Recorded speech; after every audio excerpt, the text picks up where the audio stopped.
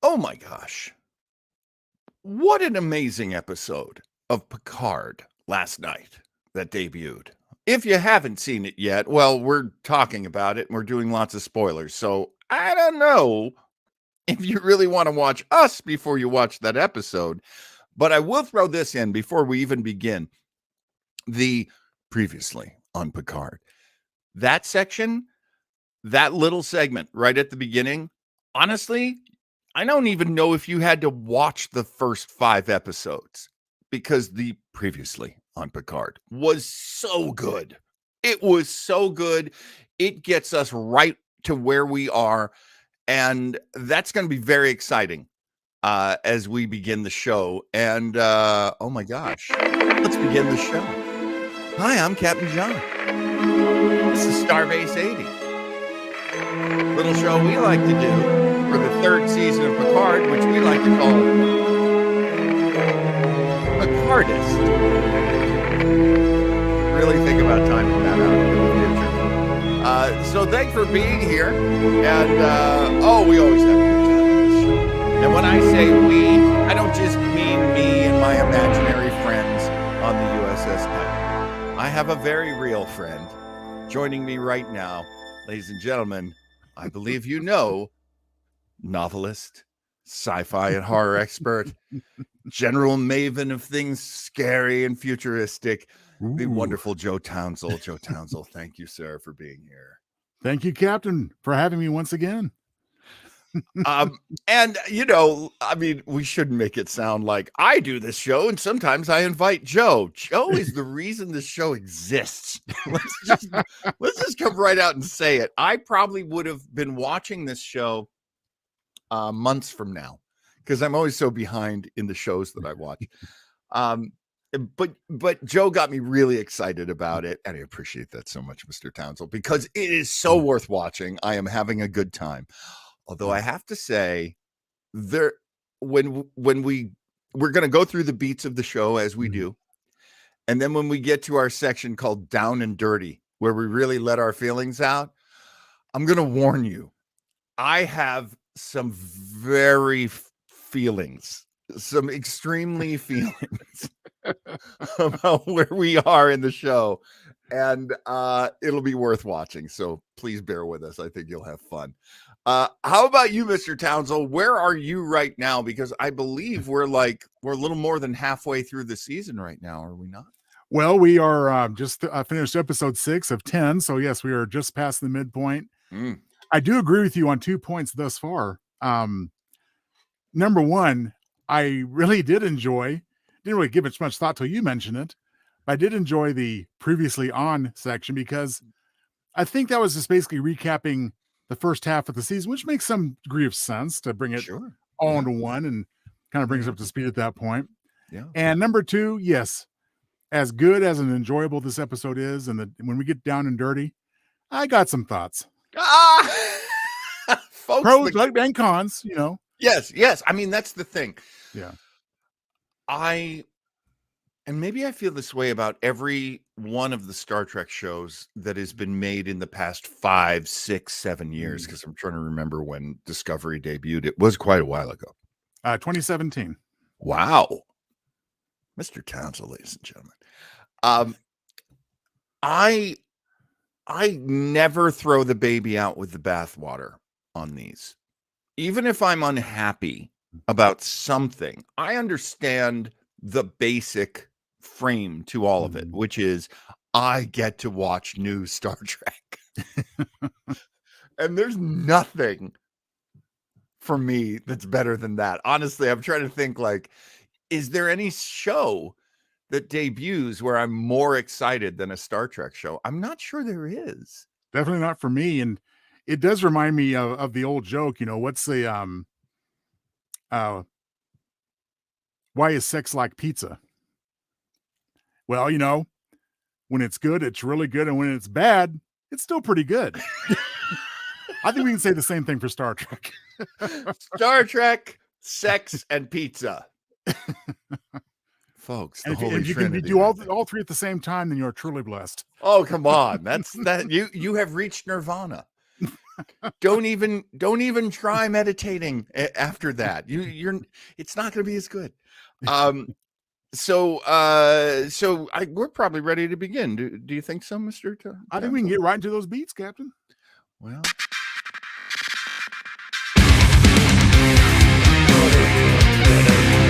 gotta get a haircut real soon. Well, I can only take advantage of my crazy hair for just a little while longer. The beats of this show, Joe Townsend, what stands out to you in what order? Well, let's go A to Z, shall we? Yeah.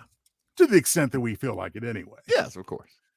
Well, the episode title is The Bounty. As we will learn later, it does have a little bit of a double meaning, which I thought was pretty clever. We'll get to that. Yes. Episode begins. 3 Starfleet ships appear out of warp. I was wondering, I hope nobody miscalculates by even a minute degree, because they're just going to, when they come out of warp like that.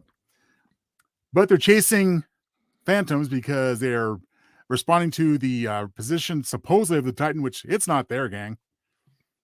Dropped a little bit of a little decoy there, so nice. We're staying one step ahead. Well, this, of course, doesn't please Vadic one little bit. Yeah. And, for a while I had to think about, now, are we talking about, when she's speaking about our intrepid admiral, are we talking about the guy that wrote American Splendor? Because I keep hearing Harvey PICARD. This is my take on that. Amanda Plummer, I imagine, it has to be true, was at some point told, just do whatever you want to do. Play the character however you want to play it. You're Amanda Plummer. You're Honey Bunny from Pulp Fiction. Your father, Christopher Plummer, is a legend in every field he's ever in, including Star Trek. Just do whatever you want to do. And she, I say this having played a few roles recently that were French. And so I had to learn a French accent. And her French accent is just outrageous. In the Monty Python and the Holy Grail, why do you think I speak with this outrageous accent? So she's going, Picard. She's doing the French R, which is not really an R. It's more like an ugly W. Picard. And she is just taking big bites out of the scenery. She's not chewing the scenery. She's tearing it apart like a three-headed shark. Absolutely. And we love it. And we love it. It is so good. So yeah, that speech she's saying, she's really leaning into this sort of mocking French accent, which she can do no wrong for me. I love her. And I'm so glad she's back, because it looked like she was being phased out. I don't know if she'll be phased out, and again, down and dirty to come, but I do appreciate the fact that she isn't ever present. Yeah. That she's not constant. I mean, I guess she's nipping at their heels, so to speak, but in a way that makes it a little bit more believable. They're trying to stay one step ahead. Yeah. Yeah. And she is in a ship out in the middle of space, surrounded by a lot of nothingness. So it does make sense that she is having a hard time catching up with our heroes. Perfectly logical. Now, she does take a lesson from good old Commander / Lord Krug from Star Trek 3. She very carelessly vaporizes one of her crew members right in front of a control panel. But but that wasn't her. That was one of her people. Oh, is that right? Did I see that? That was my take on it. I mean, it's funny. I tried to watch it a second time, but I only got about 10 minutes into the episode before I was just so behind I had to do other things. But yeah, I just watched that scene. That was one of her guys. That was one of her other guys. Okay. I also I just want to throw this in now, just really quick. Yeah. These guys remind me of like there was in the sort of post Star Wars era, there were a lot of lackeys that I think they were trying to make them like stormtroopers, but in a lot of cases, like on Flash Gordon. they make these, weird kind of golem sort of a word that will show up in this episode, of course. These weird kind of foot soldiers. That's strange. We haven't seen that on Star Trek in a long, long time, if ever. So that's kind of weird too.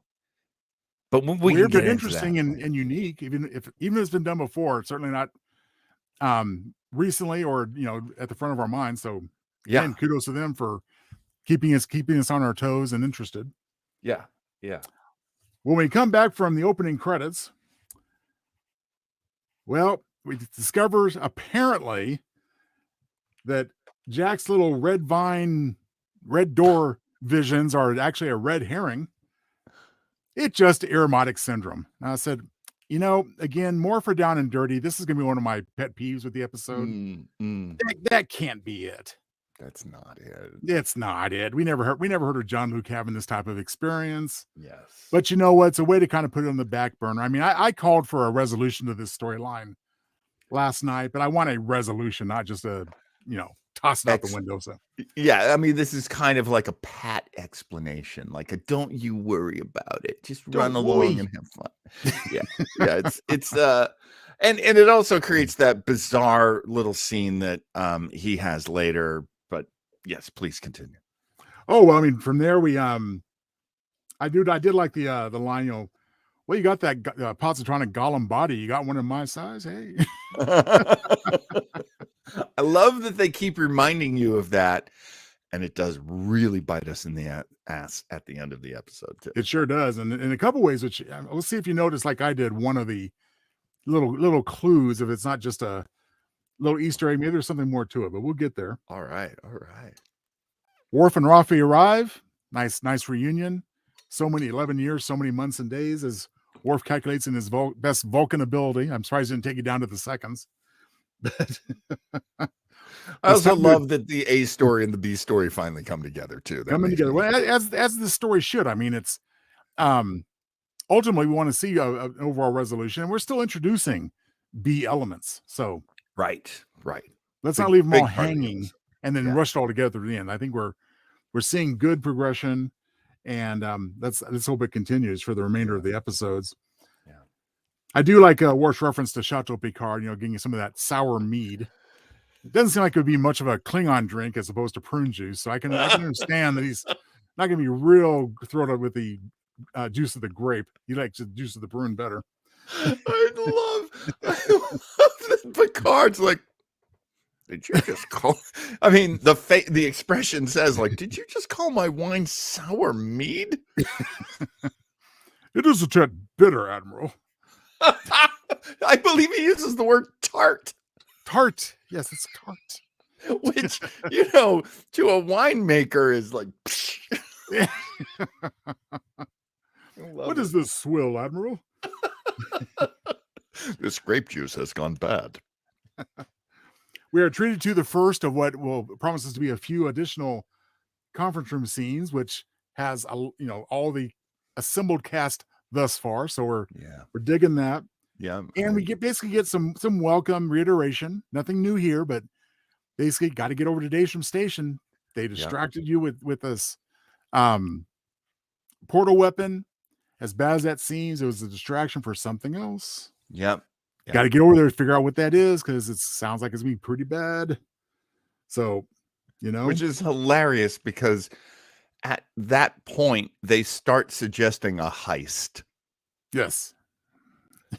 But it's that kind of season, There's like a mystery, and there's like characters trying to outwit each other, and now there's a heist. It's like, yeah, okay. Last season, time traveling, Borg, modern Los Angeles. Sure, all those tropes. Now these tropes kind of, a little fresh. So I'm enjoying. Yeah, I agree. And they mentioned, we have to get past this very sophisticated AI system, which for the first time made me go, Oh, did it really? AI system. What could that be referring to?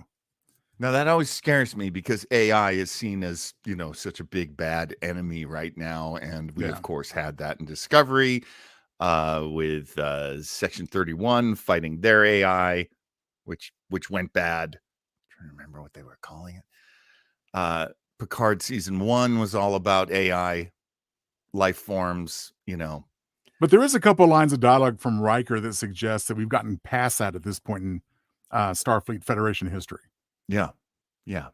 Oh, good. Maybe, Well, I mean, but that's true. Yeah, it's Yeah. hundreds of years after Discovery's adventure, so that makes sense. well, yeah, I mean, basically the lifting of the banning of synth. Yes. Say that fast, synth. But so that there Yeah. is merit in what they discover is being done at Daystrom Station. So Yeah. more to come on that. Oh, we have a quick awkward reunion of Seven and Rafi. Cute but insignificant. So whatever. I don't hate that relationship ever happened, but honestly, can we move on? I don't hate that it happened, but it was introduced very clumsily at the end of season 1. Yes. To the extent people saying, "What is this?" Yeah.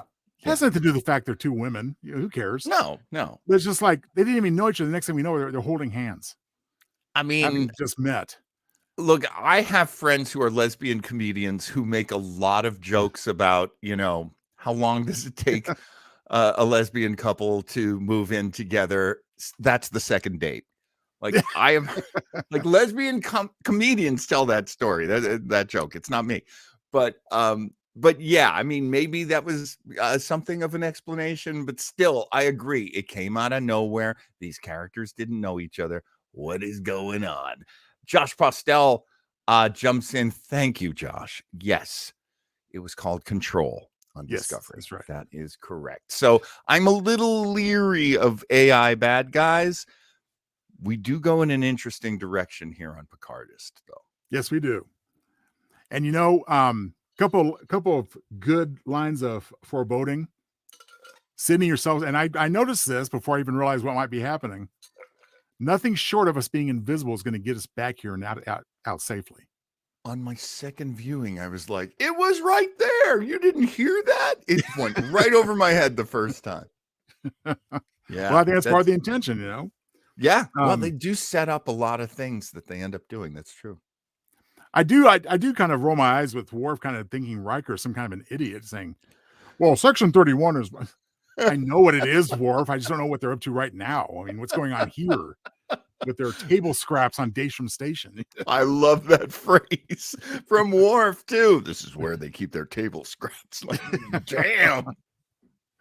So we got, before they beam over, the Riker, Worf, and Rafi trio, we do get that very much appreciated line from the previews where we're all going to die. It's really well done. Worf, really call me Will. What's up? Come on. Hey, call me Will. Like, oh, he's not going to call you Will. Never. That will never maybe by season's end, he might begrudgingly use a little informality. Will. Does he use anyone's first name, Worf? He doesn't now, but he used to in the early epissodes of the series. Did he? And he does call Rafi Rafaela. Yeah. He called you Rafaela, and he called Geordi and Tasha by their first names, I think. That is true. Geordi, I know for a fact, because they were supposed to be like little underlings together, but right. He's more stodgy and pacifist now, so we got to, break through that veneer. He's the vet. He's the grizzled vet. Yes. And we have to mention one tidbit as we go through the station. I mean, a new thing for me, I go, what the heck is this? And I had to zero in on it later to see exactly what we're talking about. And there was a line of dialogue too, but the mighty Tribble, the Tribble hunter. I'm thinking, wait a minute, Tribbles don't have teeth? I guess this breed does. There had been, I don't know, I'd have to go look this up, honestly. But I think in short treks that, oh God, and it's like H. John Benjamin played him or something. There was a guy who was trying to make Tribbles into food, into livestock. And he did genetically manipulate them, and then they killed everybody on board. That is a kudos Townsville tidbit type recollection there, John, because you're absolutely right. The name of that short trek, I believe, was The Trouble with Edward. Yes. And Edward was the one that got things all scripted. So yes, obviously that's a carryover for that. But well, I tell you, they still don't like Klingons.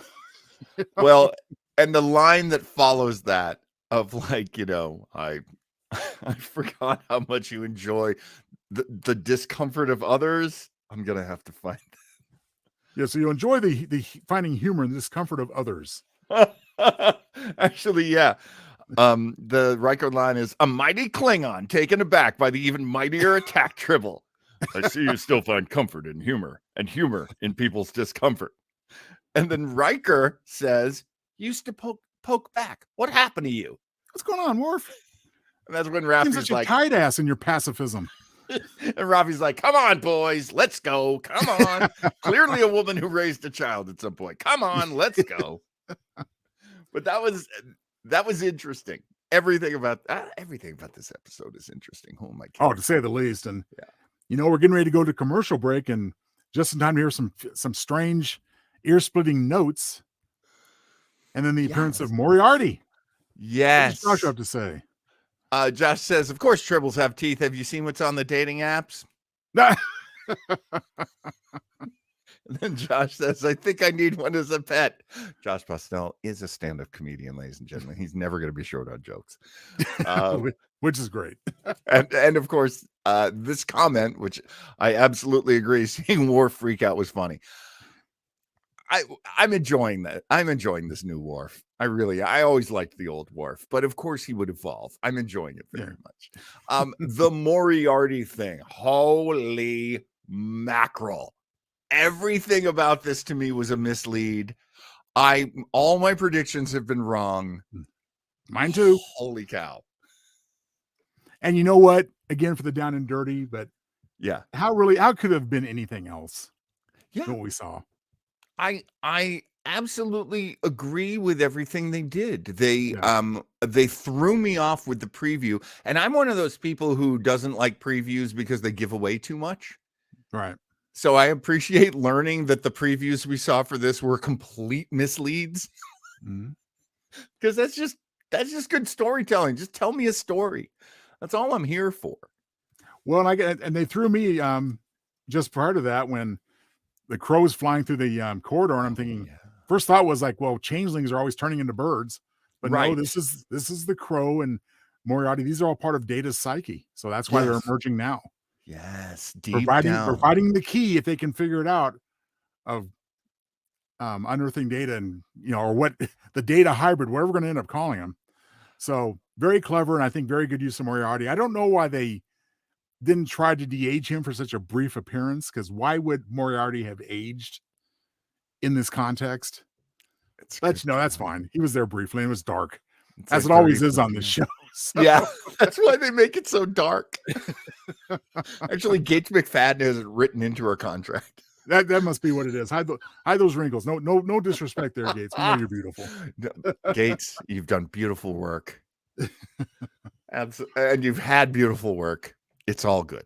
It's all good. Absolutely. Well, after the break, we are at the Fleet Museum, which you've heard about many times over the decades in Star Trek. It did not disappoint, although it might have been a little bit, unless they just move ships in and out for display purposes. Yeah. Seemed a little sparse. Would have thought there'd been more than what we saw.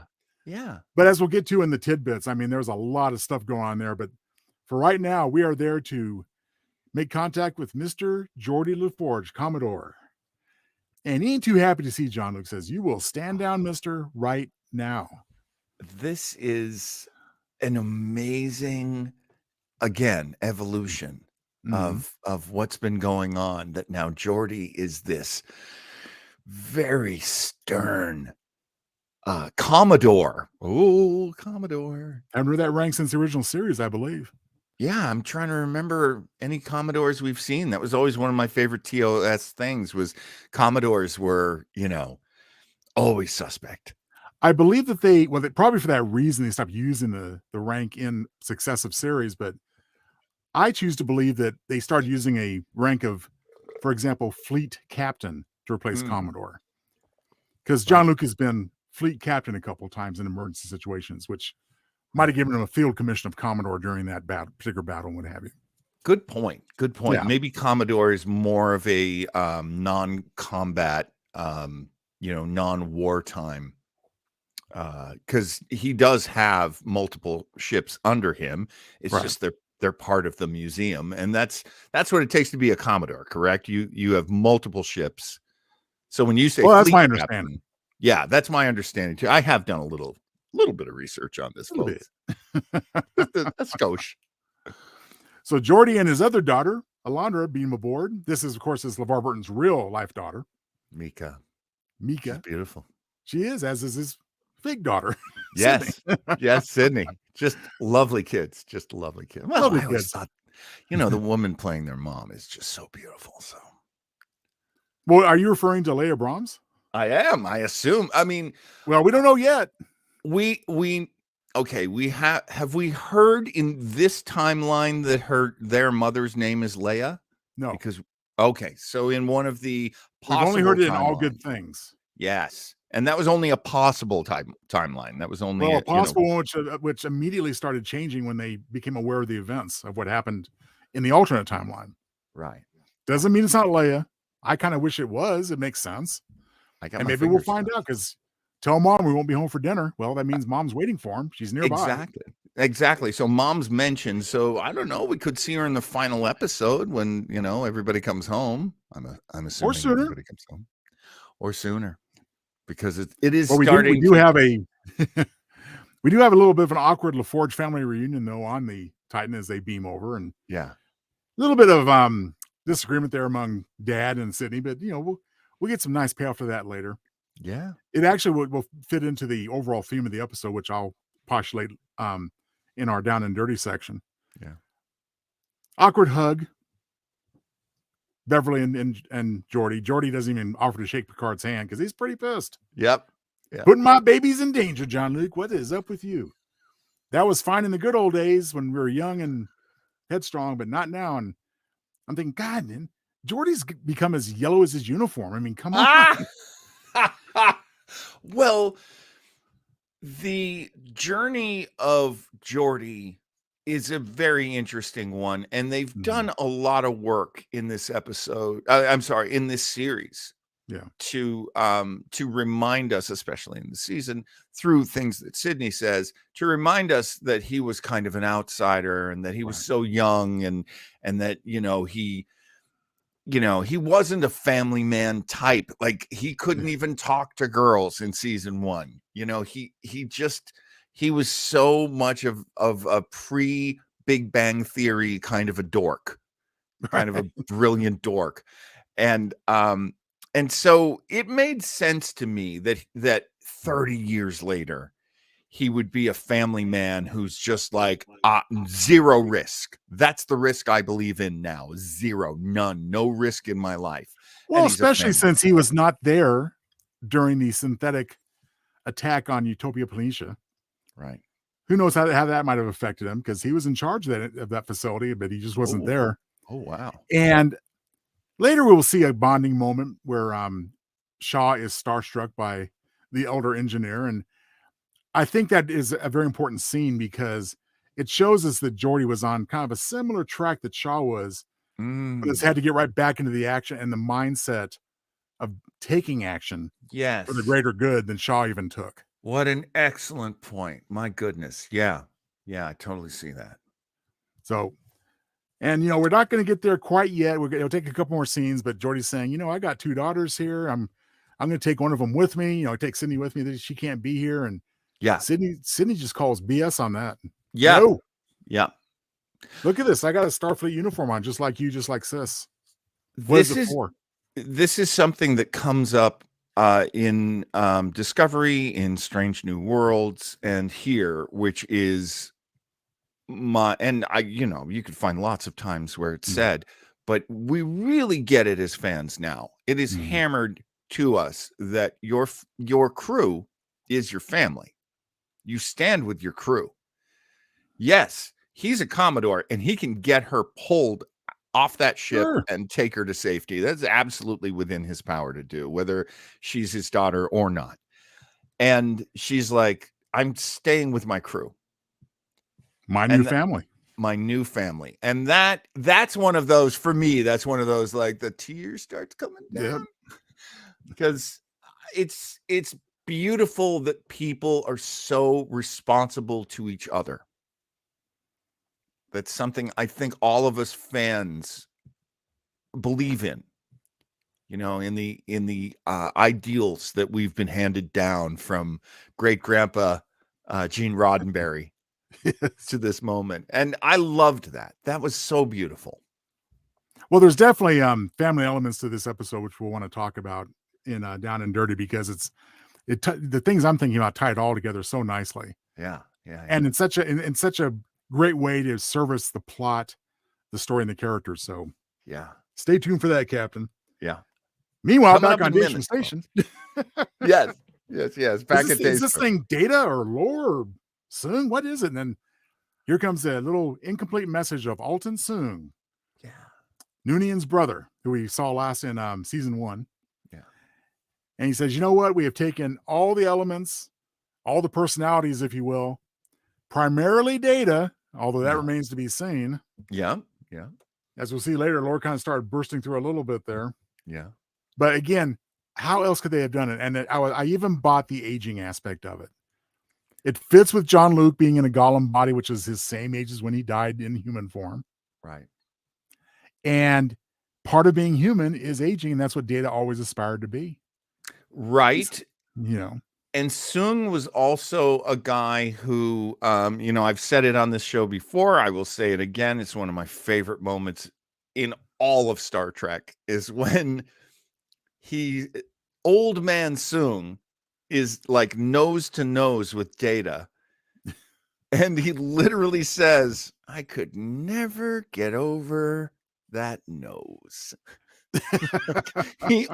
Every time he would create an artificial life form, he would give them his nose. And that, I think, speaks to, I'm making my children. I have to see myself reflected in them. And so I can extrapolate that too, and they age as well, just as I did. The Sungs are they're such narcissists that I believe in that. Oh, totally. Because that's a family trait. You can't phase that out even on an android sibling or I should say offspring. So, as we come back, I mean, we're seeing a slow transition from Geordi being the overprotective dad to someone who's going to be very proud of both his daughters, especially Sydney, with whom he's had issues very soon. And of course, it's that cowboy diplomacy aspect where Jack tells Sydney, says, we've seen all these great ships, and we're going to get to that in the tidbits, of course. Yeah. One of which, at least, has something we can use. Hence, I believe, the double meaning of this week's episode. Let's steal that cloaking device out the HMS Bounty, shall we? And how great was that to say it took them however long to recover it, because as it sank, the cloaking device reactivated. They couldn't find the stupid thing at the bottom of the Pacific Ocean. Right. I do have to wonder, though, didn't the Klingons ever demand that ship back? I mean, honestly, how were the Klingons so weakened at that point as an empire that they couldn't demand it? I don't believe so. That was prior to anything else we saw as far as their issues that came like around Star Trek 6, for example. So yeah. I get maybe they just assumed it was destroyed because it was long gone, but from their point of view. But hey, we got it now. Yeah. In the Fleet Museum. And of course, modern Klingons aren't going to demand it back because they're all allies now anyway, for the most part. So right. Yeah. Again, we'll have a nice little list of ships coming in the tidbits that we all have well checked out in the museum. But the important one is the Bounty, because we're going to get that shuttlecraft, or excuse me, that cloaking device. We're going to hook it up, and Seven on the bridge says, "Hey, what's going on? Some kind of power surges, and oh man, someone's trying to hook up a cloaking device. They don't know what they're doing." Of course, it's Jack and Sydney. So, in a true turning point, Daddy LaForge goes down, says, "Stand aside. Let me get this done correctly." But I do applaud what you did and the risk you took. I'm proud of you. You, Jack, on the other hand, stay away from my daughter. Stay away from my daughter. And I have to say, this is the first episode where I was looking at and listening to Jack and just going, is it the joke? Is it written into this show as a joke that he is more Kirk than Picard? Because he is so Kirk. He flirts with all the girls. He's such a, battle weary, two-fisted son of a gun. And so when Jordy said that, I was like, hell yeah, you tell him, Jordy. Watch out for your little girl there. Watch out. Go get the hose. Well, no, I think there could be elements of Kirk and Riker, or earlier Riker. Yeah, early Riker. Yeah, incorporated into Jack Crusher. Sure. Not earliest Riker in season 1 where he's like a major tight ass, but later on he got a little bit loose and fun, and poked at Worf from time to time. Yeah, brought out the sense of humor, which just makes you sexier, man. Just makes you sexier. So you know what? The Shrike is back on their tail, and they got to get back before the other Starfleet vessels come to pick up our trio. And you know what? It makes sense, but Riker had to provide his own diversion. Says, I'll hold him off. You guys get Data back to the ship. We got to start checking him out. So Riker's fate is kind of unclear for a moment. We'll see him in a few minutes. Yeah. But the telling thing is that Data, as the AI, is not protecting the manifest. He is the manifest.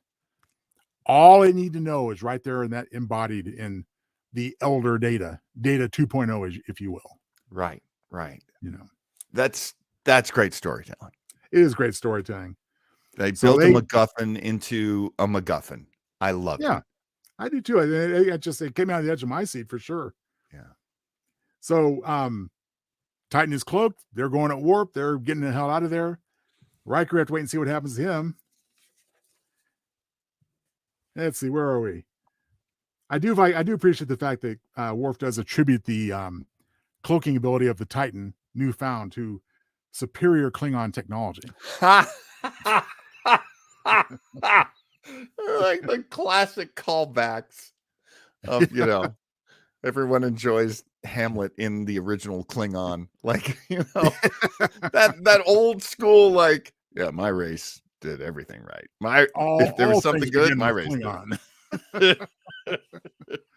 And in true Klingon form, Worf does assure Picard that fearful be the god, man, or beast that stands in my way in finding Captain Riker.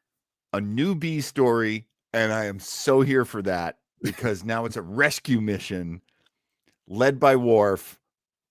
I'm here for that. 1,000%. Well, I think every character is either, I'm not going to say devolved, but we see them as evolved elder statesmen at the beginning. Yeah. Who have maybe suppressed some of their more natural tendencies. And now we're starting to see slowly all these tendencies come back to the surface in what will be, I'm sure, a good combination of wisdom, but also heroism and taking action when need be. Yes. I remember I studied Latin in high school. Really wish I'd studied Spanish. I could have used Spanish. But I studied Latin, and one of the things that they would remind us of, because we would read a lot of heroic tales, and they would say, these guys aren't young. Like, right. Ulysses is not 20. Aeneas is not 22. Like, yeah, sure, some of the heroes are young, but many of them are vets. They're veterans. They carry battle scars. They have learned things. And that makes Picard season 3 especially so resonant to me, because they have created a crisis that is universe wide. And it is, the conflict we're facing is so overwhelming. And so they must all step up and be heroic, even though they ain't kids.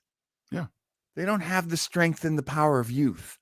So, and as Joe says, the experience is going to count for so much, and the character is going to count for so much. I love that. But we're older guys, so of course we love that.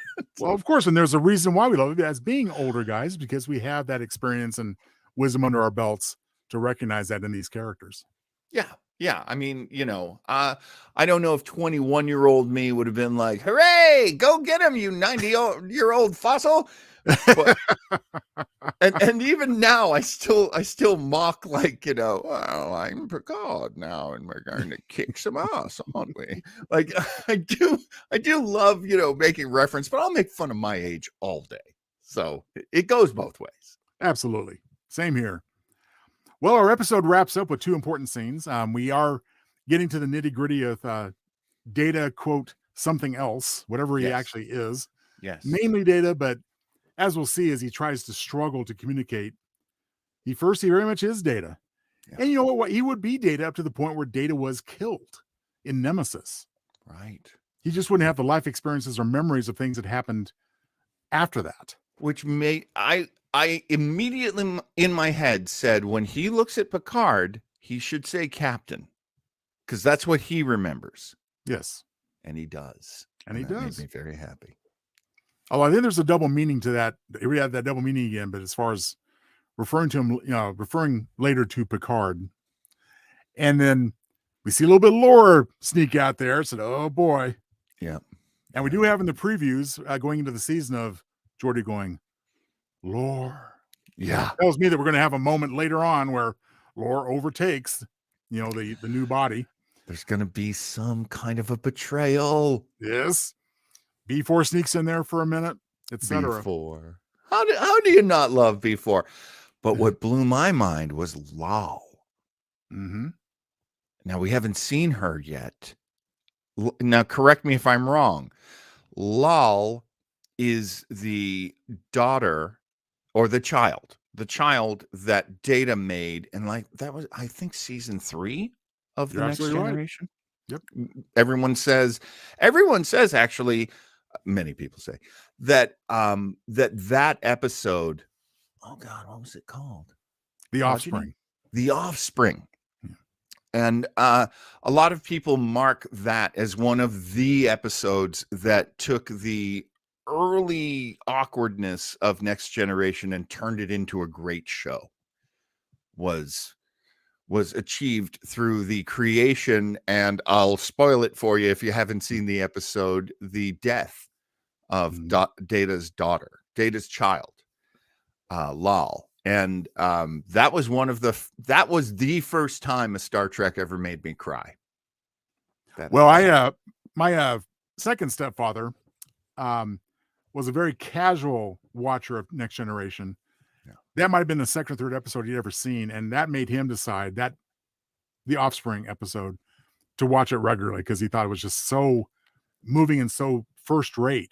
Yeah. For what many people perceive as just a silly sci-fi show, Right. Right. and yet it hits you on so many levels. And, at the time I was a 20-something dipshit in New York City. But and my wife and I actually really bonded over that episode as well. Yes. We watched regularly from that point on as well. Mm-hmm.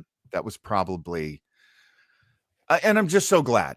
That was probably one of the biggest watershed moments for The Next Generation. And in their own small way, they've brought Lal back. Who knows? She might actually be like the angel who saves things. Could be. And at first I wondered until I realized, hey, this is Data who died in Nemesis. Yes. This, of course, explains why there's no aspect of Soji in here, because that happens later. Yes, exactly. Exactly. Yeah. Which is interesting because that's season 1. Season 1 of Picard. We get an extension to the Data story through Soji. Mm-hmm. But really, we're getting a do-over because now this is an earlier version of Data. And then the one who created Soji, right? Yes. No? Yes. And anyway, we're probably, have we covered everything for beats? Just a couple more brief points. I'm getting too down and dirty. That's my problem with me right now. We're a minute away from down and dirty, John. Just hold your horses, Captain. Come on. Hold your horse, Captain. I am scanning. I love that. No, there's a very telling moment when we realize that suddenly Data seems to be, addressing Jean-Luc as Picard, but he's not addressing the captain at that point. He's answering their question, what was stolen? And for some reason, the human remains of Jean-Luc Picard are at the station and were stolen. This is the big deal. Boy, they better pay off on this one. It is wild that okay, they got me with, yes, I had forgotten that his body existed. They actually tease it a little bit by showing us that they have the remains of James Kirk. Am I wrong? Like, you're not wrong. That was going to be a tidbit we'll get into.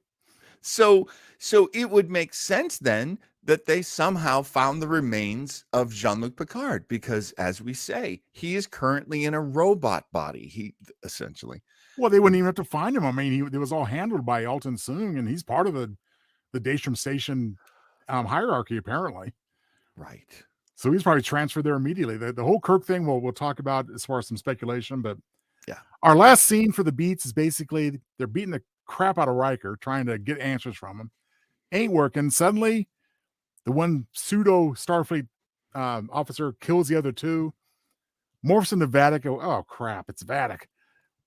He says, well, come on, we're going to get some answers from you. And he says, you think after 35 years I'm going to betray my friends to you? He says, well, no, I don't think so. But how about keeping this one alive? And there, of course, is Deanna. Oh, Will. We finally get Deanna Troi on the show, and she's a hostage.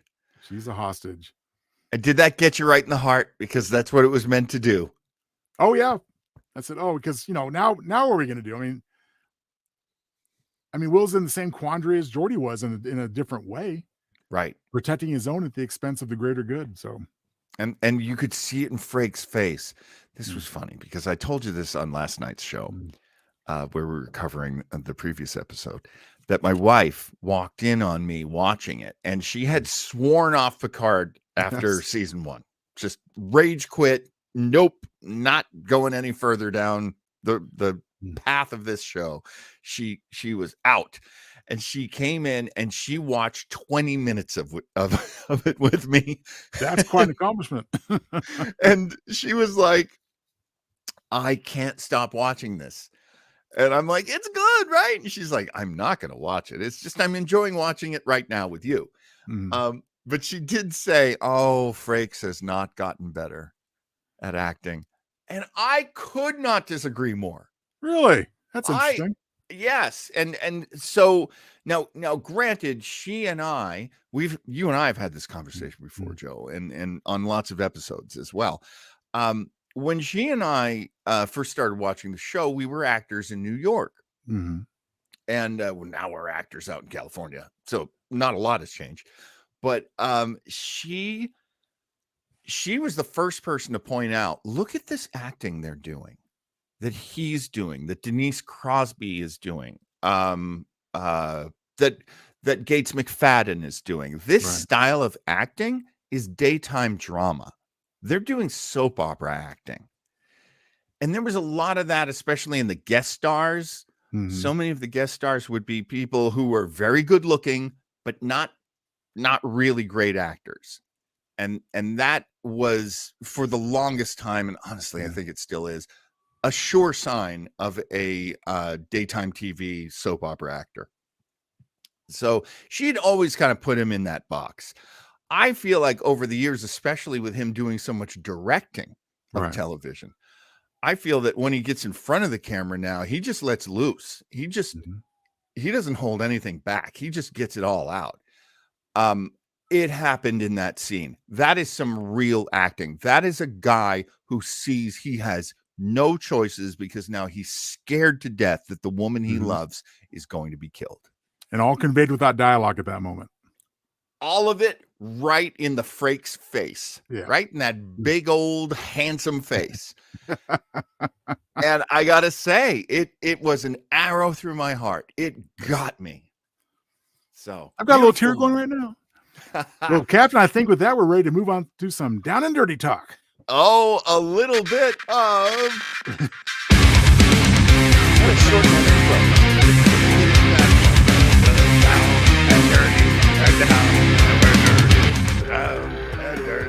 Tell us how you really feel, as the people say.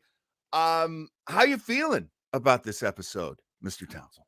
Well, I mean, John, really, it's pretty undeniable and so very effective. This episode's thematically was all about what do you pass down to your children. Oh, We wow. are we got it spelled out by Jack himself at the Yes. beginning Yes. about all the great qualities that he recognized from getting from Beverly, but he never knew exactly where these other great qualities come from. Now he knows Yeah. from John Luke. Yeah. Jordy passing down his heroism and sense of duty and loyalty Yeah. to both his daughters, particularly Sydney. Yeah. So much so that he actually comes around from being a little bit too overcautious, a little bit too by the book at the expense of the greater good. And also, of course, Alton Soong feeding all the elements Good into the new point. data android from all these other personalities. Good point. I mean, even literally in the case of Data, who created Lal, there's a father who carried on things into his child. And then when Yes. Lal dies, doesn't he reintegrate her? Yes, she's there. Always makes me want to cry. Yes. Always makes me want to cry. So that and to further have her. service, your theory prediction. We don't know for sure what happened to the Lal android. They probably took her to the Daystrom Institute and started working on her at some Probably. point. I mean, that would, without any doubt, that's where they would take her. So I hope we see her, and I'm sure they can explain away the aging just like they did with Data himself. So I'm down for it if that's part of the plot. Oh, I'd love that. I really would love seeing her again in any way I can. I mean, this is the thing about Gates McFadden and Marina Sirtis. Speaking of getting down and dirty, Gates McFadden has had a lot of cosmetic surgery. Marina, as far as I know, has not. Or if she has, it's extremely, small and subtle. And I love them both. Yeah. Both ways were the right way to go. You got to do what's right for you. It's your body. It's your face, your decisions, your money. I'm one of those people who's very libertarian when it comes to one's body. Yeah. And I love seeing them both. I love seeing that Marina Sirtis has aged a bit. Still hot to this old man. Same here, my friend. and Gates, who is, very carefully and very beautifully put together. I love it too. I love her hair.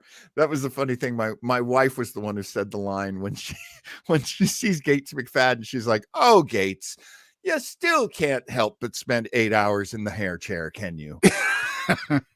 It's like every curl so carefully done. The stripe of silver just so carefully done. And of course, my wife's like, "Oh, you very vainglorious woman, you." But it's all legit. It's all beautiful. I'm happy to see it all. So yes, Lal. I will take Lal any way I can get her. Even if they recast her, that would still be okay.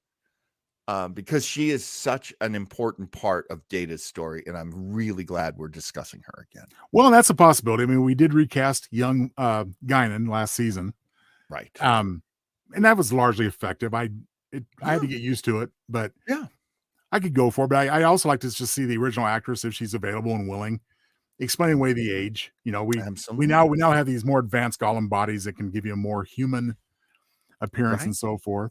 Even if we meet her in cyberspace and they give her kind of an animated, avatar, that that works for me too. Yeah, absolutely. And as far as the appearance of Moriarty, now this is not to say we have seen the last time, although I can't imagine what purpose he would serve to the story other than what he's already done. So it was fun. It wasn't too intrusive. It made some degree of sense.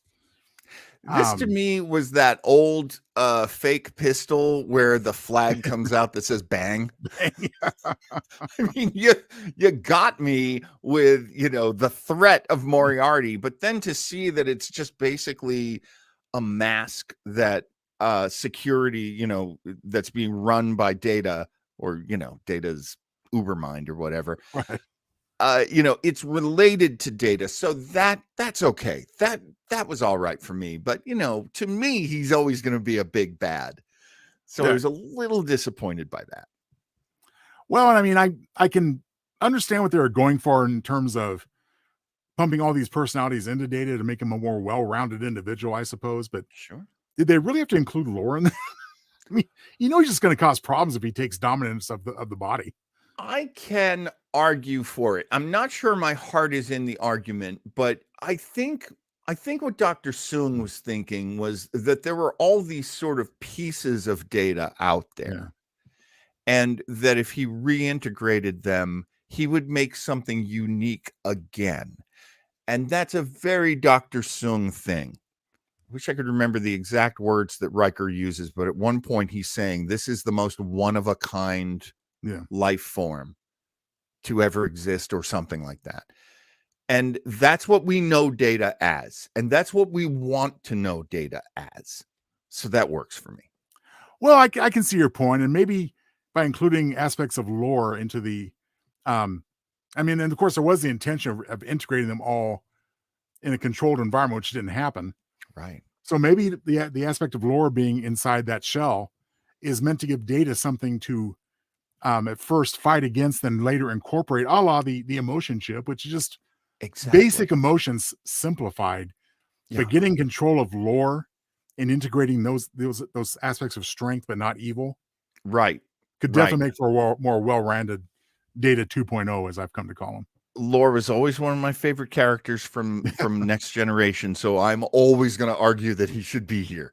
You're never going to hear me saying, no, I could go without Lore. Nope, one of my favorite characters. But you're right, as a sort of different kind of emotion chip.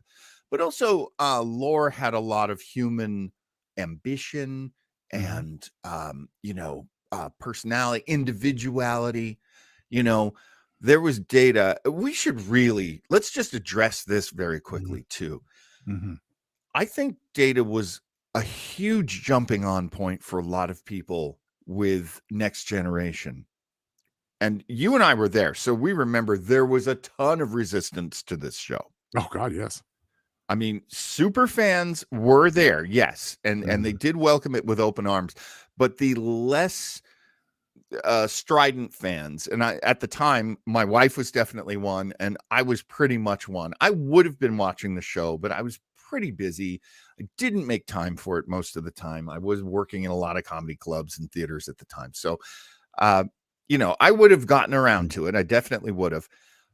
But once you had this character, and there were a bunch of great characters on the show, but once you had this character of Data, who wants to be human, he's so perfect at so many things, but the main missing thing for him is being human. And let's face it, we're all humans. So we're watching this show and we're going, he just wants to be like us. He just wants to be one of us. He wants to feel what we feel. That's a great emotional need. I mean, as a writer, can you think of a stronger motivation that could just kind of pull people in? Right. Well, look what he said to Q the one time that Q had his power stripped away, and says, "You have achieved in disgrace what I have always sought to attain." Right. It's all about your point of view. And there's moments like that where you're reminded of this lyrical pain that Data carries. It's not just he's Pinocchio and he wants to be a real boy. There's this thing missing. And we do find out is it in the episode Brothers? Where Data and Lore and Dr. Soong are all together. That's the one. And is that the one where, or is it later that Data realizes that Lore came before he did? No, I think that was revealed at the very beginning. Yeah. Because, wasn't the whole idea that Lore tells Data that Lore is the more advanced of the two? That occurred in Data Lore, the very first appearance of Lore. Season 1. Gotcha. Yeah. And then Data finds out that's a lie. Data finds out he's the more perfected version of Lore. Mm-hmm. And he keeps saying, like, I came before Lore. I came before Lore. And or no, Lore came before me. Yeah. And Lore's like, no, it came before me. He's like a sibling, exactly like a sibling. And he's just so mad that the fact is out that Lore was very perfect, and that's why Data was created. Right. Kind And of wasn't that just a great moment this week? In my memory, the first use of an extended flashback to, all the way back to the very beginning of TNG from Encounter at Farpoint. I loved that so much. I love the fact that they're not just going to the episodes of Next Generation that we recognize as being like crossroads episodes, and the series finale was a big deal, and echoing things that happened in the series finale, but also echoing things that happened in the episode right before that. Right. and things that happened when Riker first meets Data. Like, to reference that with Pop Goes the Weasel, by the way, folks at home, that's a public domain song. That's why it's Pop Goes the Weasel. It could have been any other song if they felt like paying the money. But no, they go to a public domain song. So there you go. But I loved that because that was in my memories. It's just I never pull it up. So when they showed that footage from the pilot, I was blown away. Well, it was great, and I got to say though, I'm very thankful that Riker's memory serves him better here than it did in Nemesis, because what was that song he was singing that time? He couldn't quite get it right. Well, okay, now this is probably technically a tidbit, but I do want to throw in the musician, Riker. So he's a musician. Yes. And when he finishes the song that's being played by the Data AI, he changes the key. And then he says, Data can't whistle worth a damn. And I'm like, bro, you changed the key. Don't go talking about how Data was imperfect. You're a musician. They're doing dun dun dun dun dun, and then you go da dun dun dun dun, like different key, man, different key. Very excellent point, Captain. Everybody in the baritone section would glare at you if you came in on the wrong key. What I mentioned briefly during our beats, if this turns out to be the only resolution to Jack's red visions, that would be the one aspect of the season I will say that it sucks. There's got to be more. John Luke never made mention of any kind of strange visions or anything. It also, maybe this is a stretch, kind of feeds a little bit into my theory from last night that maybe Beverly is not who she seems. Could she have given him a false diagnosis to throw him off the track of what is really going on? Interesting. Yeah. I'm not mad at that. I mean, it does not answer direct questions that we've had, and this is why I always keep one notepad, folks, so you can go back to your previous notes. Because remember, Beverly's voice in his visions are saying, find me, Jack, come home, connect us. I know what you really are. That cannot be solved by, you got that same sort of brain, affliction that your dad had. And it's interesting because in the first thing that Jack and Picard discuss when they're discussing this is I think it's a smoke bomb. I think it's a mislead, because what we immediately get from Jack is, thanks for giving me like baldness, this brain disease, like what crappy thing haven't you given me? And then that becomes like Picard, like, oh damn, I guess he's right. Ooh, that's terrible. I mean, they have the same nose. Well, yeah, and plus, if you recall, I mean, the only description Beverly offers Picard in terms of Jack's symptoms is, I always thought he was gifted, and I guess he just had this overactive imagination, and this is nothing that's going to alert Picard to what's really happening in Jack's head. Right. I mean, it's been very scary. And I'm going to steal your phrase for it. The Red Vines have got to put a copyright on that. I guess you can't. Red Vines already did. But well done, Mr. Townsend. Thank you, sir. There's so much to it. I'm with you. I can't believe it's over. If it's over, that's BS. It is. It's too much build up for no payoff at all. Yeah. So So there's more to come. Yeah, I'm going to assume that they're going to circle back to this like they've circled back to Vedic, like they circled back to a lot of important parts that dropped out for maybe, an episode or two. Well, that's the faith I have in the series, the writing thus far is that, okay, I was saying last night, it's getting a little thin. Had 3 episodes of this. Well, now we're going to put it on the back burner. Okay, it's resolved. Well, no, it isn't, but it's still there. It's going to happen again at the appropriate time, and then it's going to play into the plot in a significant and relevant way. Yeah, I mean, look, and I'm not even saying this to you, Joe. I'm saying this to me and to everyone watching. We are in episode 6. There is episode 7, episode 8, episode 9, and then the finale, the series finale, episode 10. Right. So every punch that we are going to get, every punch to the gut that we're going to get with every, plot point in every one of these episodes is going to throw us. So I'm sure there's going to be some callbacks. I'm sure we're going to find out what this weird Stranger Things vision thing that Jack's going through is going to be. I have confidence. Again, the arthritis is working against me. There we go. I have confidence. Well, I think for me to sum it up as far as the down and dirty, I mean, it was a fast pace, but not rushed. Moved the story along very well. Yeah. Great reappearances of certain characters, and I think it was overall they're just building and building, getting better and better. That gunfight with Riker was something that I never saw coming, and my God, I loved it. It's like, that's a 2-fisted son of a gun right there. I love that. And he's on stun. Come on, he's on stun. Oh yeah. It's Riker. He's not going to kill Starfleet people, but he is outgunning them like crazy. And I just freaking love that space cowboy. I love it. Well, if you're ready, John, I think we're ready to talk about some MVPs. Ooh, MVPs. I'm not going to lie to you, folks.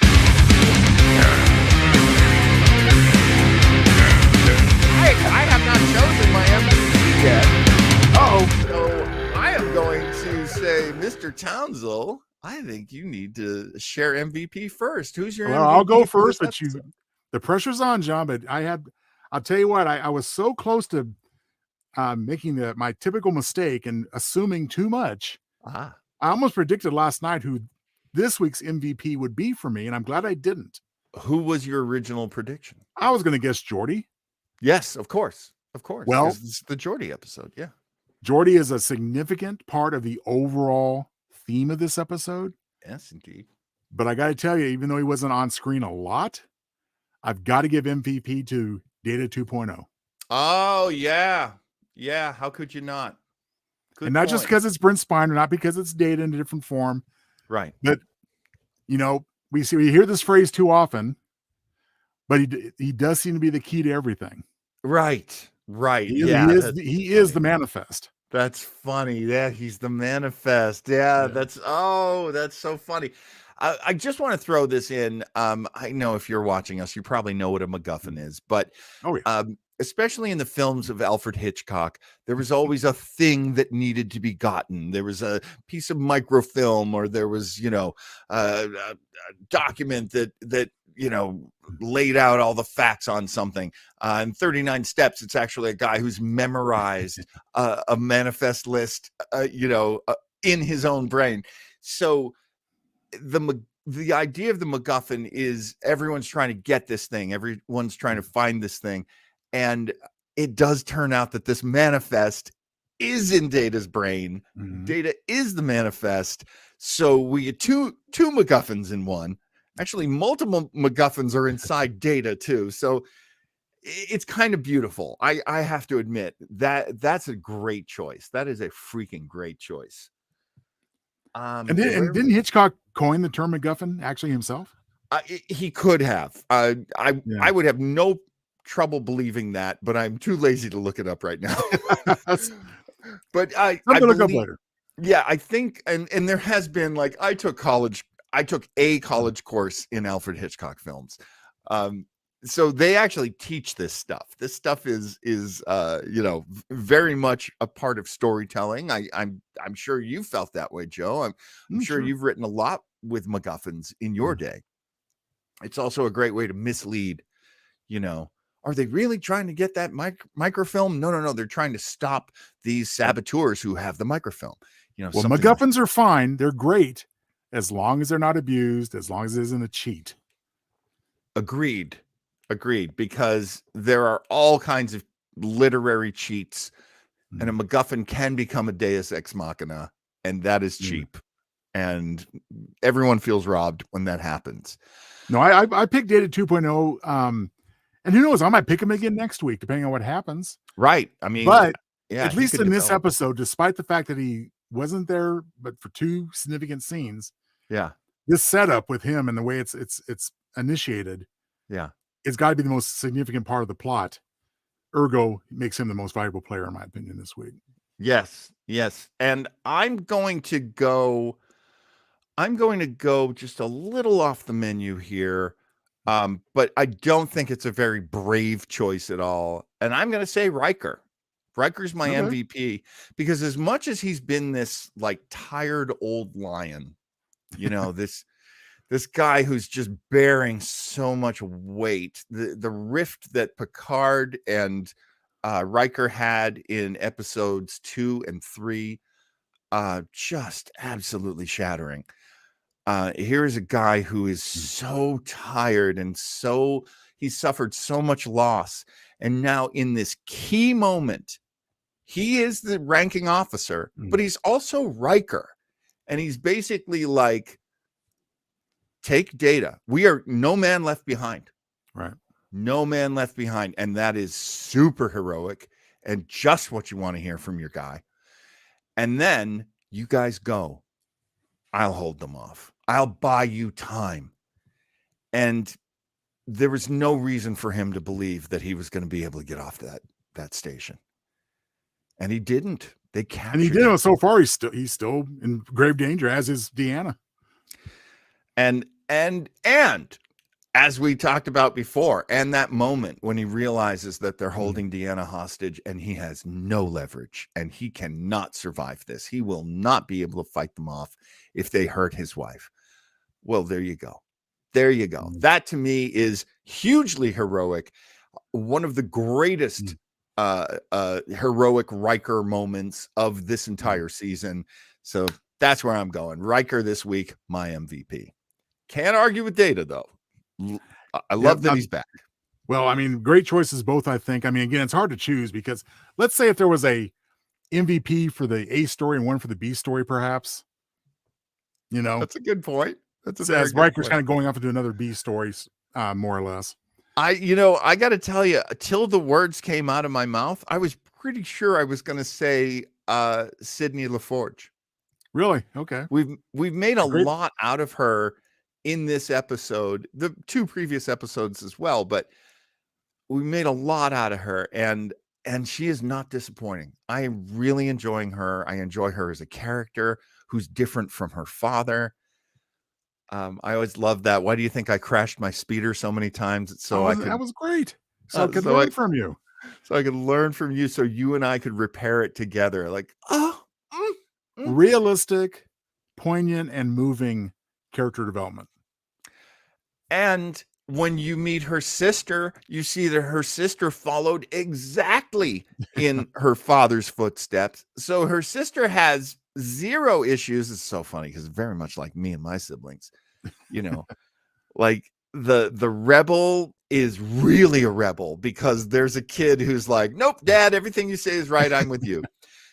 Even though technically she's not that agreeable, she still has a mind of her own too, which I also love. And I think that I have not seen Mika. Oh my God, help me out. Jordan the Forge is played by Burton. Mika Burton.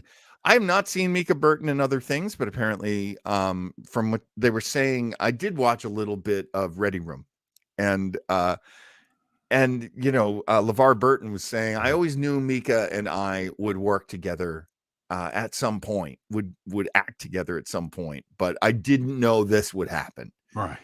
And that I would be bringing her, basically to meet her uncles and aunts. They're great. I love that so much. Oh God, this show makes me happy on so many levels. And I do have to say, LeVar Burton was. Here's the thing: LeVar Burton is LeVar Burton. He's his own man. He's had his own career, but I was getting such heavy acting chops from him that it made me think of a bunch of other actors.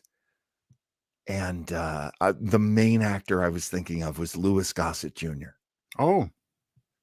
And I don't even know if they ever worked together. I think they did in Roots. Or at least they both appeared in Roots. I mean, they were both in Roots. Yeah, that's a good point. That's a real good point. But, it was like, when was the last time I saw a guy pulling out those chops, pulling out that kind of strength and that kind of, grit? And first thing I could think of was like Officer and a Gentleman, or even Iron Eagle. I love them both.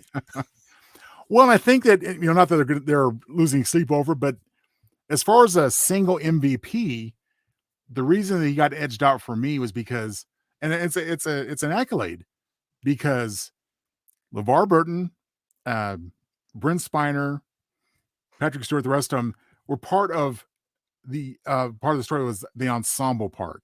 Right. They all played to the overall theme of progeny. Right. And so that made it an ensemble, a team effort, which of course excludes an MVP type of title, but still a great accolade in its own right, of course. Absolutely. Yeah.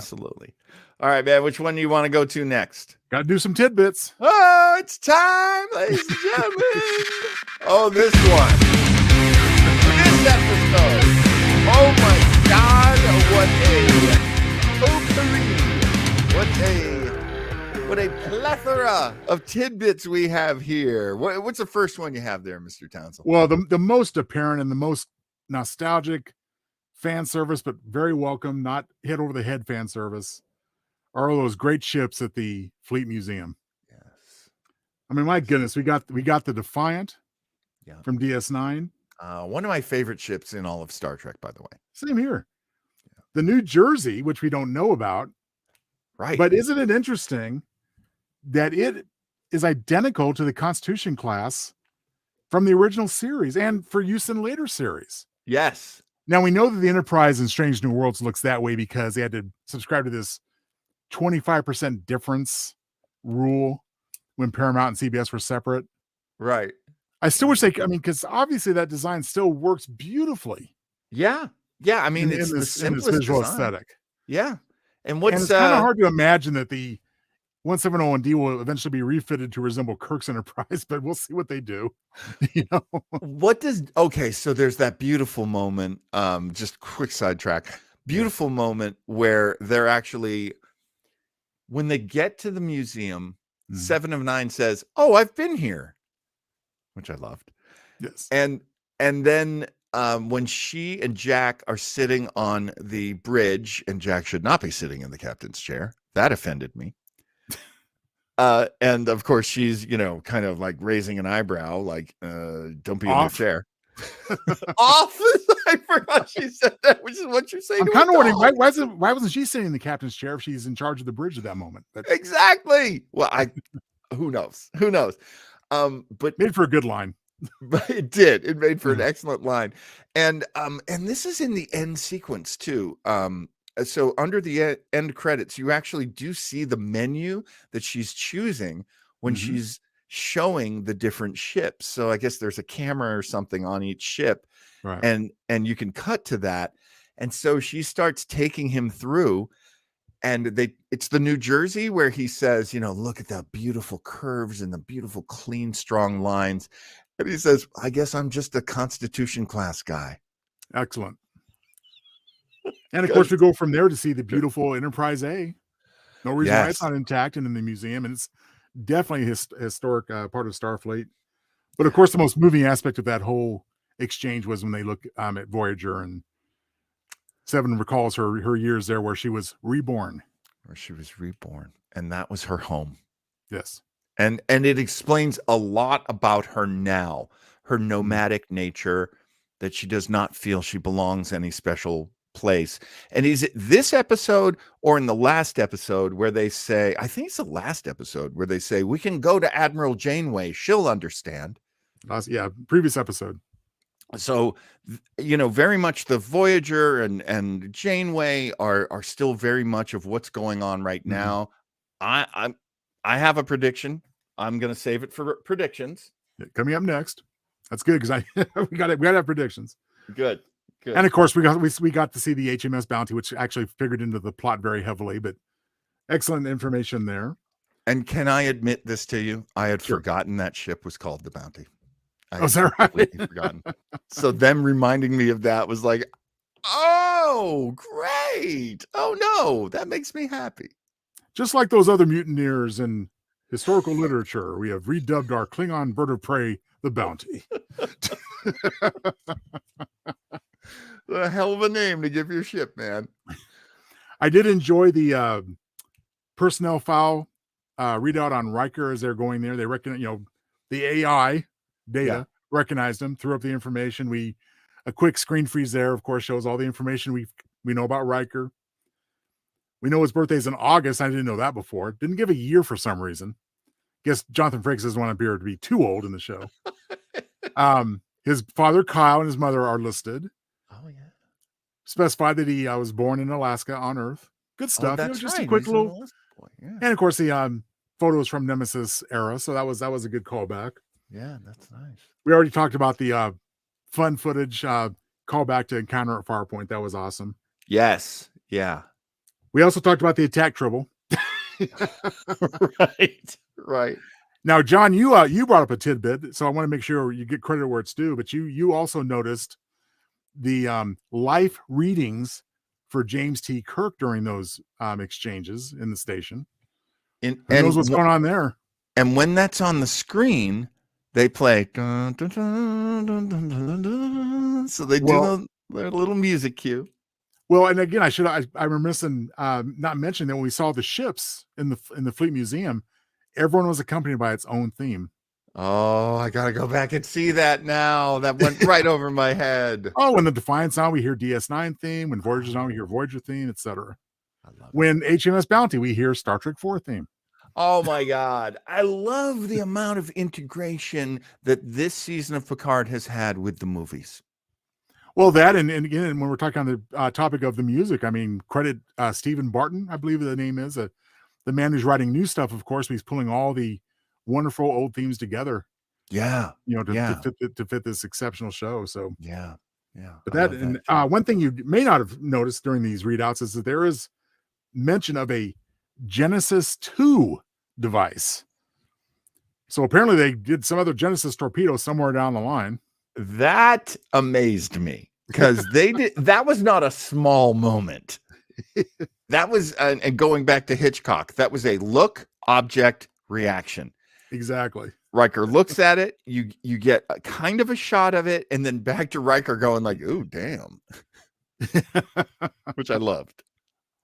If you look at the when they in the long shots of the Fleet Museum, they don't specify other ships by name or class, but there with the freeze frame you can see that there's an Excelsior class and there's an Akira class. Yeah.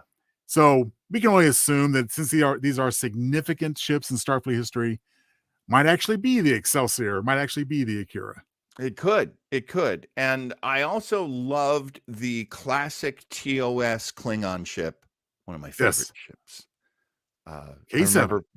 I remember when my brother bought the model to that and built it and hung it up in our room, which we had bunk beds in. I would just stare at that ship. I mean, he had an Enterprise too, but really, I loved that Klingon ship. Klingon classic. Now, John, that's what I've got for tidbits. How about you? I am just going to steal some tidbits from my PADD, from my pad right now, from Memory Alpha, because I really didn't pick up too much. This episode featured clips from Encounter at Farpoint. And I thought that was interesting too, because when they drop the three, so it's Worf and Rafi and Riker, they drop them off, and then they have to go. They have to run because they're gonna, get into a firefight if they don't. And that happens in Encounter at Farpoint, doesn't it? They drop them off, and then they have to fly away. Excellent callback. Yes. That was just an odd thing, and it also involved Riker. Yeah. Just very odd to me. It says here on Memory Alpha, several legacy ships, including the Enterprise A, HMS Bounty, the Defiant, all appear in the Fleet Museum. And Joe already pointed that out. The quote-unquote old Constitution-class Picard references to Montgomery Scott in TNG Relics is revealed to be the USS New Jersey. Oh, okay. That's where it comes from. Thank you, memoryalpha.com. Yes. Well done. And then, this is interesting. So they say in Riker's personnel file, it confirms that Riker was born on August 19th and officially gives Riker's mother's name as Betty C. Riker. That I did not know. Yeah, we did meet Kyle once. He was in an early episode of TNG. Yes. Yeah. And that was probably the episode, either that or the one where where Worf's parents are on board. And at that point, this is even before Lwaxana is introduced. And I'm like, oh my God, is this whole show going to be about these people having awkward relationships with their parents? And yes, it was. Well, Kyle Riker was introduced in the episode title escapes me, but that was a second season episode only because he had interaction with Dr. Pulaski. That's how you know. Yeah, they had a little thing back in the day, apparently. Kyle and Kate. Okay, this is weird. This is just something that they have. You can wrestle with this. I don't know enough to wrestle with it. Much of the bio featured on James T. Kirk's tomb. So they're saying he's dead. There's no life signs there. That's what they're saying, I think. Much of the bio, including the inaccurate dates of his 5-year mission as 2264 to 2269, was lifted directly from the Kirk bio on the X** Scientia website. I don't know what that's all about. And then let's see. This episode marks the first time in Star Trek history that series regulars from 3 different shows appear together. Next Generation, Deep Space Nine, and Voyager. And they're appearing together on a 4th show. This is now Michael Dorn's 278th episode as Worf. That's something. That Klingon's the most appeared character in all of Star Trek. Flobo boys, why don't you love this character? Flobo. I don't understand. Okay, no, that's not a thing. Episode marks the first time the main cast of Star Trek The Next Generation have appeared together since Star Trek Nemesis, save for Denise Crosby and Will Wheaton. You know, that was actually why I stopped watching that episode of The Ready Room. Was there's Will Wheaton talking to LeVar Burton about how it feels to come back to the show and have his daughter on there, and he's got 2 on-screen daughters, and I'm just sitting there going, this is like forcing Will Wheaton to talk about the party he was not invited to. That was painful to me as and I'm a new Will Wheaton fan. I did not like him when I originally watched the show, but I'm just like, God, this is so unfair to Will. I mean, yes, he was on season 2. Yes, we find out that he's basically Doctor Who now. That's cool. Yeah. I'm happy with that. But I mean, damn, Will should be on this damn show. This is really bothering me. Well, I mean, of course it could happen, but wouldn't it feel it was shoehorned in at this point? It would, because, there I was going, okay, wait. So we figured out how to get this character back and that character back. We got Data back. We got Lore back. We got Before back. We got Lal back. We got all these characters back. Where's Marina Sirtis? Next to the last shot of the episode. Yeah, I mean, at this point, they have brought back so many characters. Ensign Rowe, for heaven's sake, Yeah. Commander Rowe. Well, you do recall we've seen Troy twice before, but in equally brief scenes, right? Yes, Yeah, okay. incredibly brief scenes. And I, again, my hindsight is rose-colored in 2020, and I love Next Generation so much now that I'm just like, man, just get the band back together, man. I'd love to see the Three Musketeers back together, but I know this isn't the same Data. And Geordie's a much different guy now, and Will Wheaton, Will Wheaton's Will Wheaton, but Wesley, I would love to see them back together, but I know too much has changed with the character. Besides, you bring Wesley in now; he's a traveler / watcher. Yeah, couldn't he just solve the whole thing like in 5 minutes if he appeared? Well, I guess he could. Speaking of the Deus Ex Machina that we were fearing before, it's like he could show up and tell them what happens in the future. Like, there's so much that he sees as an outsider now. Yeah, it just doesn't. It doesn't. Now, maybe I mean, just it would be fan service. It wouldn't be hugely beneficial to the story, I would think. But maybe he shows up at the end as everyone's clapping each other on the back. Good job, everybody. Great. And he says, "Well, we just wanted to stand back and make sure you did things your way you're supposed to do. That things should unfold as they should." I could go for that. A little cameo. I could see that. I could see it. Yes, same here. I could go for that. That would work for me. And then it would also, for me, make up for the fact that he was supposed to be in Nemesis. Like, he filmed it. We've seen the scene, deleted scene, and they cut him out. Again. Well, thank God, because it created a continuity error. Yeah, it did. Yeah, it did. It was stupid. It was a stupid continuity error. And yet I'm still there. Like, I would not have minded. But if they figure out a way to do that, where he basically opens up the foggy door and steps out and he's like, "Hey, everybody, turned out great. I knew you could do it. You want a red vine?" If he's the one causing the red vines in Jack's head because he's being a dick to his little brother, I'd be 100% on board for that. That'd be Brothers great. Do that. Okay. Any other tidbits you can think of, my friend? No more tidbits. Couple predictions if you want to throw it up. Absolutely.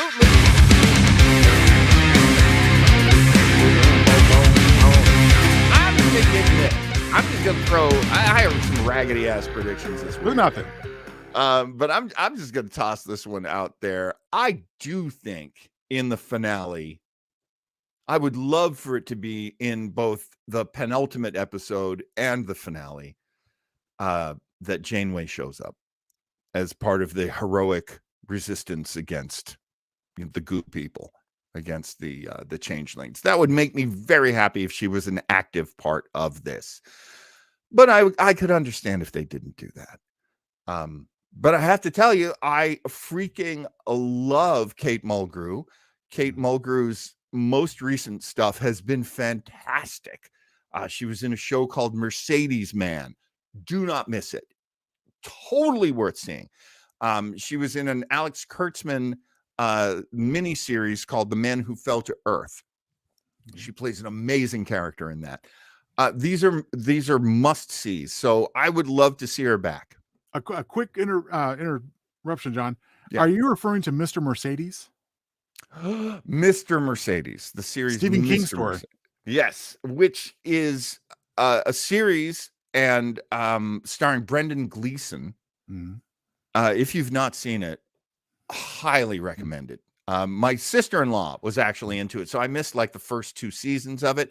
But the very last season of it, the first 3 seasons all kind of tie in together. But the 4th season is its own story, and Kate Mulgrew's the villain, and she is so good.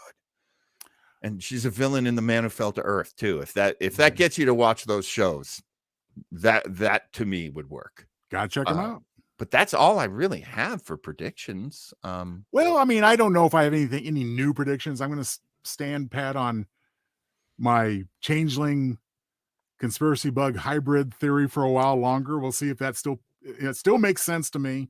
Still makes sense to me that there could be someone behind the changelings, and if it's the conspiracy bugs that would just tie together loose threads that have driven me crazy for decades now. So Right. yeah, I'm with you on that.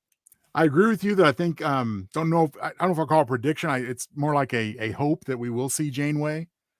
I think we need one more major WTF appearance of a character in I addition agree. to Roe.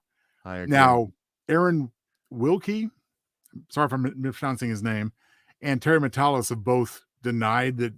They basically said, well, Janeway's been pretty much going to be only in progeny. Oh, Well, they also kind of tried to de-emphasize, at least Metalis tried to say, oh yeah, we're not going to see Roe, or he kind of blew it off, and here she is. So they could be giving us the business, as Walling the Beeve would say.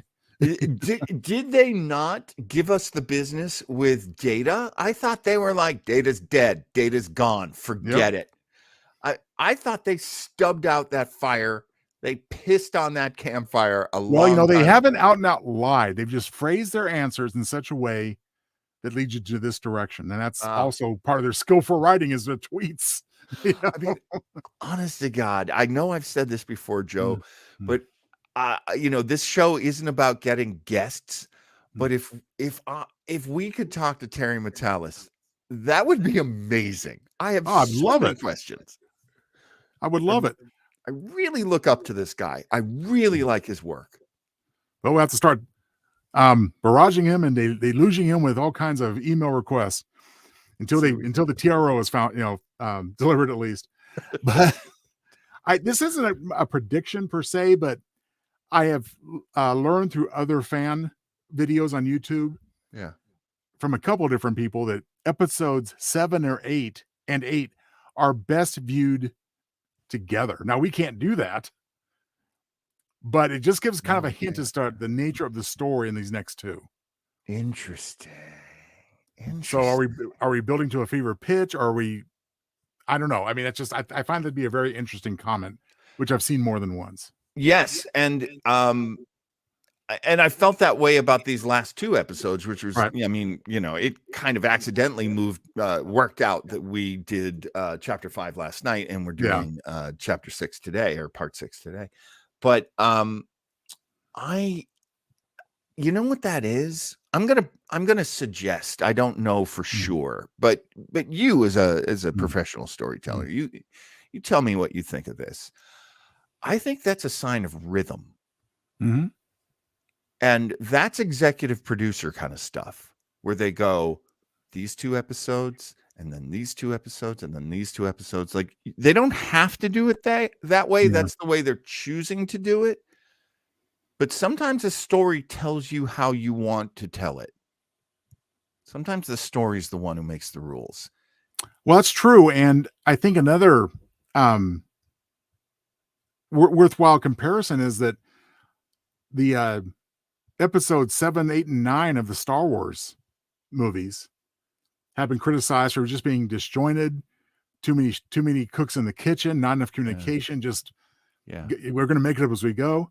Yeah. This has a cohesion that speaks of real teamwork in terms of the creative process and the writing. I think what we've seen so far could very easily defined as 2 trilogies, which are going to be followed by two-parters. Yeah, I can see that. I can definitely see that, because I have felt that these first 6 episodes were 2 trilogies. Yeah.